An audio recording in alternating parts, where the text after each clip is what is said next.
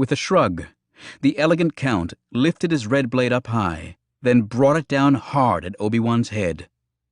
A green blade cut in under it, stopping it with a shower of sparks.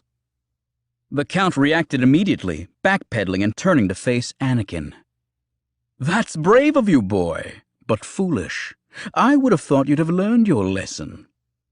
"I'm a slow learner," Anakin replied coolly, and he came on then, so suddenly, so powerfully, his green blade whirling with such speed that he seemed almost encased in green light. For the first time, Count Dooku lost his little confident smile. He had to work furiously to keep Anakin's blade at bay, dodging more than parrying. He tried to step out to the side, but stopped as if he had hit a wall, and his eyes widened a bit when he realized that this young Padawan, in the midst of that assault, had used the Force to block his exit. "You have unusual powers, young Padawan," he sincerely congratulated. His little grin returned, and gradually Dooku put himself back on even footing with Anakin, trading thrust for slash, and forcing Anakin to dodge and parry as often as he tried to strike.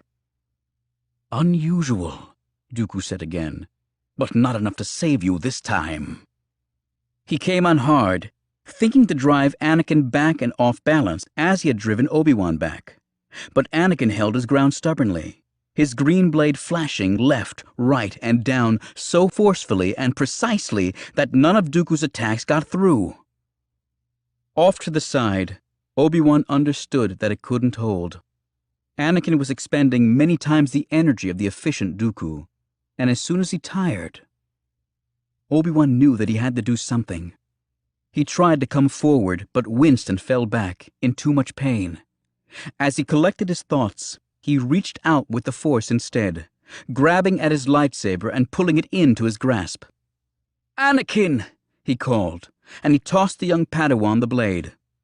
Anakin caught it without ever breaking the flow of his fighting, turning it under and igniting it immediately, putting it into the swirling flow. Obi-Wan watched in admiration as Anakin worked the two blades in perfect harmony, spinning them over and about with blinding speed and precision.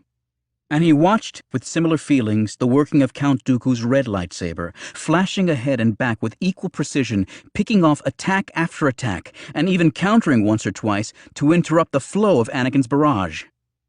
Obi-Wan's heart leapt in hope as Anakin charged forward suddenly, bringing his green blade over his shoulder and across, down at the Count. Obi-Wan understood immediately, even before he noted Anakin's blue blade coming up and over the other way. The green blade would push the Count's lightsaber out of the way, clearing the path for the victorious strike. But Dooku retracted impossibly fast, and Anakin's down-cutting green blade hit nothing but air. Dooku stabbed straight ahead, intercepting the blue blade. The Count's hand worked up inside and over, then back around with a sudden twist, launching the blue lightsaber from Anakin's grasp. Dooku went on the offensive immediately, driving the surprised and off-balance Anakin back. Anakin fought hard to regain his fighting posture, but Dooku was relentless, thrusting repeatedly, keeping the young Padawan stumbling backward. And then he stopped, suddenly, and almost on reflex, Anakin turned back on him, roaring and slashing hard. "No!" Obi-Wan cried. Dooku stabbed ahead and slashed out suddenly, intercepting not Anakin's green blade, but the Padawan's arm at the elbow. Half Anakin's arm flew to the side, his hand still gripping the lightsaber. Anakin dropped to the ground, grabbing his severed arm in agony.